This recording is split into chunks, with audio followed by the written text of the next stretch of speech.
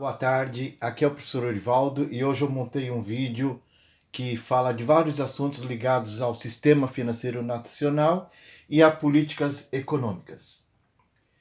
O sistema financeiro nacional foi reconhecido conforme o que consta do artigo 192 da Constituição Federal de 1988, que estabelece o seguinte: o sistema financeiro nacional é estruturado de forma a promover o desenvolvimento equilibrado do país e a servir aos interesses da coletividade, em todas as partes que o compõem, abrangendo as cooperativas de crédito. Será regulado por leis complementares que disporão, inclusive, sobre a participação do capital estrangeiro nas instituições que o integram. A Lei 4595, de 31 de dezembro de 64, dispõe sobre a política e as instituições monetárias, bancárias e creditícias. Cria o Conselho Monetário Nacional e dá outras providências. Então é com base nessa lei que o sistema financeiro nacional foi estruturado de forma mais moderna. Quem são os participantes do sistema financeiro nacional? Instituições que emitem títulos de crédito, títulos da dívida pública, títulos de valores mobiliários. Os emissores buscam dinheiro de investidores para poder financiar seus projetos. As empresas, instituições, abrem o seu capital para o mercado na Bolsa de Valores. Já o governo emite títulos públicos por meio do Tesouro Direto. Investidores trocam dinheiro pelos títulos que as instituições emitem e emprestam dinheiro ou adquirem participações. Podem ser pessoas físicas ou pessoas jurídicas. Os intermediários fazem a ponte entre os emissores e os investidores. Os principais intermediários do mercado financeiro são conhecidos como corretora de valores e bancos de investimentos. Instituições reguladoras do Sistema Financeiro Nacional: Banco Central do Brasil, Comissão de Valores Mobiliários e o Conselho Monetário Nacional. Alguns produtos financeiros: títulos públicos, ações, ETFs, fundos imobiliários, CDBs, debêntures e muito mais. Divisão do mercado financeiro: nós temos o mercado de crédito, que é crédito para o consumo e capital de giro. Nós temos o mercado de câmbio, troca de moedas de diferentes países. Mercado monetário, empréstimos de curtíssimo prazo para manter a liquidez do sistema. Mercado de capitais, bolsa de valores e corretoras conectando com os investidores. Divisão do mercado quando se pensa em ações: emissores e compradores, mercado primário; troca de titularidade, mercado secundário.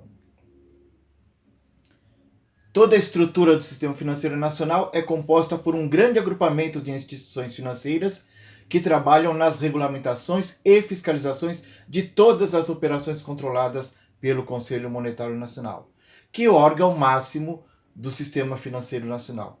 Funções gerais do Sistema Financeiro Nacional: manter o desenvolvimento do sistema financeiro, fiscalizar as atividades de crédito do mercado, fiscalizar as atividades e a circulação da moeda no sistema. É caracterizado como um grande conjunto de instituições financeiras e inúmeros instrumentos financeiros e não financeiros, que transferem recursos entre os agentes econômicos, tanto para pessoas físicas quanto para pessoas jurídicas, ou mesmo para o governo, transferindo recursos dos agentes superavitários para os agentes deficitários. Os agentes superavitários também são conhecidos como doadores de recursos e os agentes deficitários como tomadores de recursos. O sistema financeiro ele faz a ponte entre quem precisa do recurso e quem precisa e quem possui. Então, por meio do sistema financeiro, por intermédio de investimentos e aplicações, pessoas que possuem recursos, o banco faz a intermediação e outras instituições também o fazem para tomadores de recursos, ou porque estão com dificuldades financeiras momentâneas, ou até mesmo para investimentos. Com o desenvolvimento da economia, cada vez mais são necessários recursos que são acumulados através da poupança que está disponível com os agentes econômicos. Esta poupança é direcionada pelos intermediários às áreas produtivas, demonstrando assim a função econômica e social do sistema financeiro. Lembramos que o Sistema Financeiro Nacional é composto por vários órgãos normativos, supervisores e operadores ou intermediários financeiros, cuja atuação é diversificada, tendo em vista o mercado de atuação da instituição. A seguir, nós temos um breve esquema dessa lógica de quem manda em quem fiscaliza quem estabelece as normas e quem é fiscalizado. Vocês podem pausar esse vídeo, né? Nós temos aqui quais são os mercados, a moeda, crédito, capital, seguro, previdência fechada, previdência chamada aí complementar, os organismos normativos, Conselho Monetário Nacional, Conselho Nacional de Seguros Privados e Conselho Nacional de Previdência Complementar.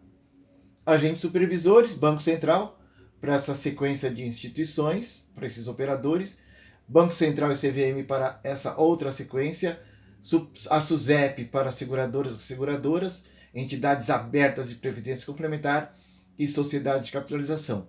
E a Previc para entidades fechadas de previdência. Aqui eu tenho um esquema de operações básicas do sistema financeiro, considerando bancos comerciais e bancos múltiplos, né? O depósito à vista, que é a famosa conta corrente, e os depósitos a prazos, como por exemplo um CDB. Então, pessoas que têm recursos depositam nessas instituições, como depósito à vista ou a prazo, e pessoas que precisam de dinheiro captam esses recursos. Quem está captando o recurso paga juros para o banco, por sua vez, paga juros para os aplicadores. Depósito à vista é o que nós conhecemos como conta corrente, basicamente bancos comerciais e bancos múltiplos podem fazer. Depósitos a prazos são os bancos múltiplos e também os bancos de investimentos. Os mais comuns são CDBs e RDBs. Um outro grupo de informações em relação a operações básicas, né? Os banco comercial, banco múltiplo e banco de investimento, a gente enxerga no banco comercial e no banco múltiplo basicamente empréstimos, né? Financiamentos. Com o dinheiro captado, eles geram essa liquidez para o mercado, emprestando dinheiro sob a forma de capital de giro ou desconto de duplicatas e financiamento de bens duráveis, né? Ou até mesmo de financiamento de projetos. Com relação aos títulos públicos, né? Os títulos públicos são emitidos pelo Tesouro Nacional, basicamente LFT, LTN, NTN, são colocadas no sistema financeiro e aplicadores, pessoas que compram esses papéis com a finalidade de ter um retorno financeiro por meio de juros, compram esses papéis e podem ficar com esses papéis pelo tempo que assim decidir, ou se quiserem levar até o vencimento. Com relação às políticas, né? Nós temos as políticas monetária, fiscal, cambial e renda. O Bacen é supervisor e principal órgão executivo do Sistema Financeiro Nacional e tem como objetivo principal assegurar a estabilidade de preços, zela pela estabilidade e pela eficiência do sistema financeiro. Também tem como função manter as reservas internacionais em níveis adequados, minimizar as flutuações do nível de atividade econômica, fomentando o pleno emprego, trabalhar na formação da poupança interna e manter a liquidez da economia. Como órgão máximo do sistema financeiro, para os mercados de moeda, crédito, câmbio e capitais, o Conselho Monetário Nacional coordena as políticas monetária, creditícia, orçamentária, fiscal e da dívida interna e externa. E o Banco Central do Brasil deverá conduzir a execução dessas políticas. Com relação, em particular, da política monetária, tem diversas ferramentas de atuação no mercado financeiro. Por exemplo, a taxa de juros Selic, né, a meta da taxa de juros da inflação, no consumo, no crédito e no câmbio. Depósito compulsório, operações de redesconto e open marketing. Falando da Selic, né, que é a taxa básica da economia brasileira, nós temos aqui um histórico que vai desde outubro de 2019 até março de 2025. Nós vemos aí a Selic oscilando entre 5% lá no início da série histórica, caindo até 2% por volta do ano. Aqui não é o início da série histórica, eu tenho num próximo gráfico a série total. Aqui é a partir de 2019, porque a intenção desse gráfico é demonstrar o que provocou a pandemia em relação à Selic, né? O Banco Central ele reduziu a taxa Selic para 2% por vários períodos, vários meses, né? Depois, assim que teve o início da vacinação da população e a Covid deu uma aliviada, né, reduzindo o número de internações e de mortes, o Banco Central, ele, para combater a inflação gerada pelos auxílios, pela colocação de dinheiro no mercado, se viu obrigado a aumentar a Selic. A partir de junho de 2021, nós temos uma subida aos poucos, né? 4% e assim por diante, até chegarmos a 13,75%, que isso aconteceu até junho de 2023. A partir de junho de 2023, nós temos uma leve baixa da Selic, chegando a 10,25%, e de uns meses para cá, em função da inflação, o Banco Central se viu obrigado a aumentar novamente a Selic, e nós estamos agora com 14,25%, com a possibilidade de chegarmos até próximo de 15%. Aqui é um histórico da inflação do Brasil, de 1996 até março. Nós temos um passado distante, década de 80, 1980, em que a inflação chegou a ultrapassar 80% ao mês. Essa inflação aqui é ao ano.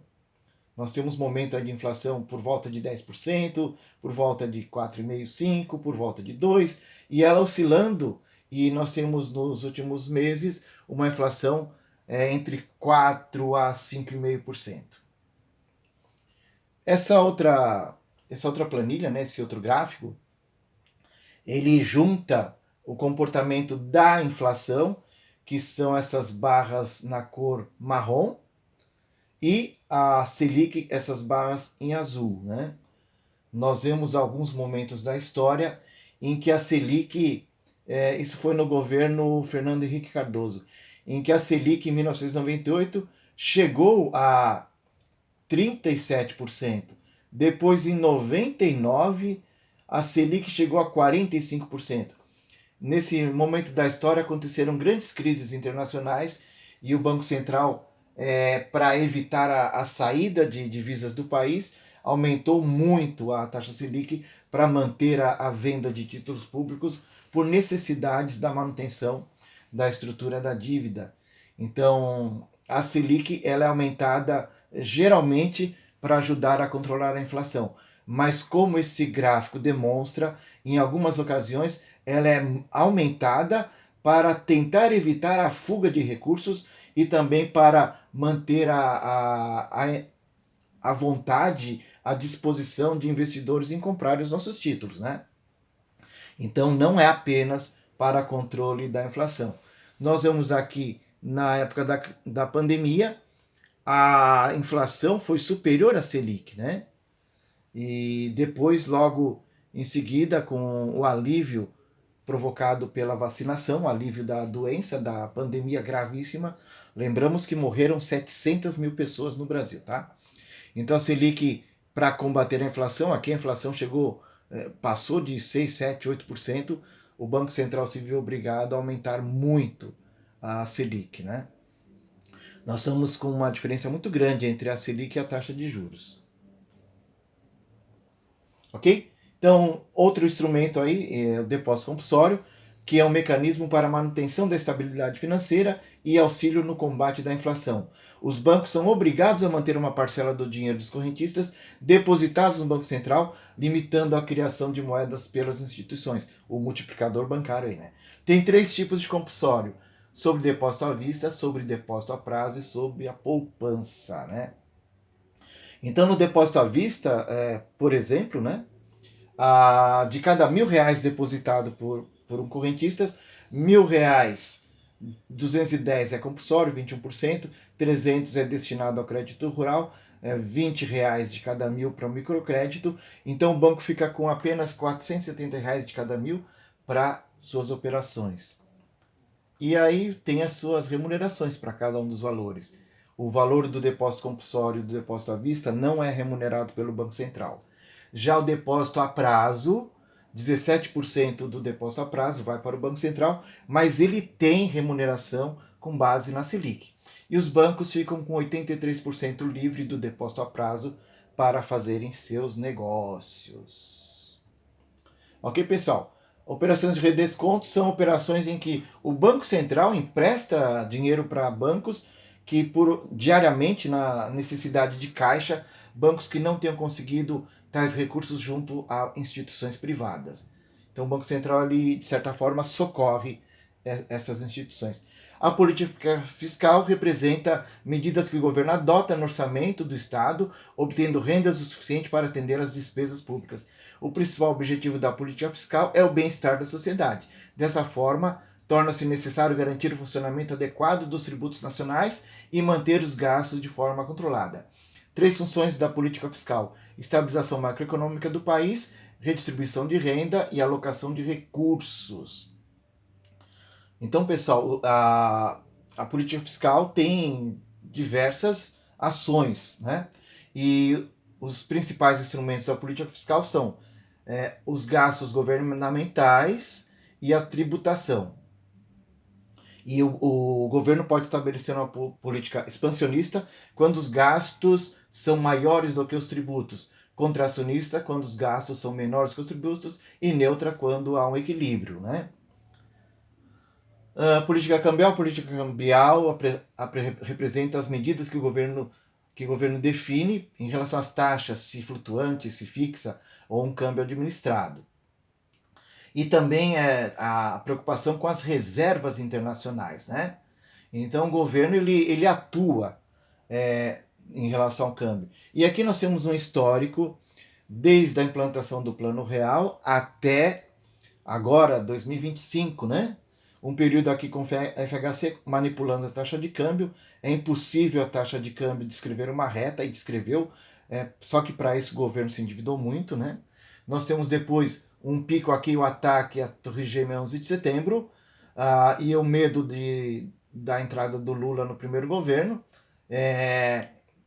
E logo em seguida ele assume o governo, a queda na taxa do dólar, um novo pico com a crise do subprime, depois uma certa estabilidade, e aí nós temos uma elevação das taxas do dólar em função do processo de impeachment da Dilma, um recuo quando o Temer assume, uma certa estabilização, e a pandemia fez o dólar disparar, depois com a vacinação um recuo, e agora no governo atual nós estamos com o dólar a 5,60. As reservas internacionais, vocês podem pausar o vídeo para dar uma olhada no texto, tá? Elas são constituídas pelo saldo que fica líquido entre importações e exportações e as operações financeiras. Aqui tem um histórico das reservas no Brasil de 2015 para cá. E aqui um histórico desde ano 2000 até agora. Nós podemos ver que no governo Fernando Henrique, o Brasil teve muita dificuldade com os saldos em moeda estrangeira, tendo que recorrer à FMI. No governo Lula começa a constituição das nossas reservas, no segundo mandato aumenta e até chegar ao topo no governo Dilma, uma manutenção dos últimos governos, uma queda aqui no final do governo Bolsonaro e agora uma tentativa de recomposição da reserva internacional. Política de renda, né? O governo ele trabalha para o controle da renda, redistribuição de renda por meio de auxílios governamentais como o Bolsa Família, né? E os principais objetivos são propiciar ganhos de poder aquisitivo salários, redistribuir a renda, garantir a renda mínima a determinados setores e classes sociais, reduzir o nível das tensões inflacionárias visando a estabilidade de preços, a estabilização de preços. Nós temos política de redistribuição de renda, que é conhecida como justiça social, né? exemplos de política de renda: Auxílio Brasil, auxílio emergencial, controle de salário, Minha Casa Minha Vida, tarifas de energia social, passe livre para pessoas deficientes, isenção de taxas e concursos. Nós demos aí uma passeada nesses temas, até de forma rápida, em função do tempo desse vídeo, e espero que possa ajudar vocês em estudos, até mesmo em aquisição de conhecimento. Pessoal, era isso que eu tinha para falar hoje, e eu agradeço a vocês pelas visualizações dos vídeos deste canal, e abraços!